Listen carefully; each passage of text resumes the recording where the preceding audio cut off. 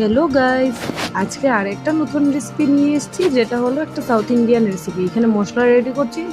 আছে হলো পেঁয়াজ, কাজু বাদাম, আদা, কাঁচামরিচ আর দুটোয়া রসুন। প্রথম তেলের মধ্যে একটু নুন দিয়ে দিয়েছি। হলুদ ইউজ করব না এই রান্নাটাতে। তো ডিমগুলো হাফ করে কেটে ডিমগুলো ভালো করে ফ্রাই করব।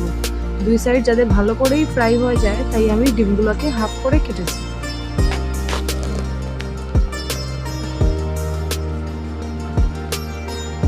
হলুদ, লঙ্কা গুঁড়ো, জিরে গুঁড়ো আমি এখানে কিছুই ইউজ করব না। একদম কম মশলায় একটা সাউথ ইন্ডিয়ান রেসিপি আপনাদের সাথে শেয়ার করব। ফোড়নে দিচ্ছি শুকনো মরিচ, কয়েকটা কারি পাতা আর সর্ষে। তারপর ওই করে রাখা কাজু বাদাম, পেঁয়াজ, রসুন, আদার, কাঁচামরিচের পেস্টটা দিয়ে দিয়েছি। নুন দেব, এখানে কোনো কালারিং মশলা দেব না। আর গোলমরিচের গুঁড়ো দেবো। ঝাল আমি এটা লঙ্কার গুঁড়ো দিয়ে করবো না, গোলমরিচের গুঁড়ো দিয়েই করছি। আর মশলার মধ্যে দেবো শুধু গরম মশলার গুঁড়ো দিয়ে ভালো করে কষাবো। যেহেতু এটা কাজু আছে, পট করে শক্ত হয়ে যাচ্ছে জিনিসটা, একটু ভালো করে কষাচ্ছি। দেখুন,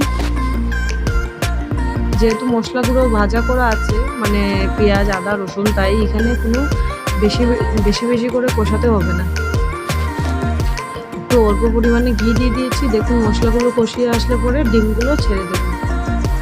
তারপর লাস্টে দুধ দেবো। আজকে আমার ঘরে ফ্রেশ ক্রিম ছিল না বলে আমি দুধ দিয়েছি। যদি ফ্রেশ ক্রিম কারো ঘরে থাকে, ফ্রেশ ক্রিমও দিতে পারো। দুধেও খুব ভালো টেস্ট আসে, একবার ইউজ করে দেখতে পারো। সবসময় তো রোজকার দিনে রান্নাতে তো আর ফ্রেশ ক্রিম ইউজ করা যায় না, তো দুধটা দিয়ে দেখতে পারো, খুব ভালো টেস্ট আসবে। মশলার মধ্যে ওইটা শুধু গরম মশলা ইউজ হয়েছে, আর কিছু ইউজ হয়নি। যদি এরকম নিত্য নতুন রান্না দেখতে পছন্দ করে থাকো তোমরা, তাহলে একটু লাইক করে দিও, কমেন্ট করে দিও এবং শেয়ার করে দিও। Thank you.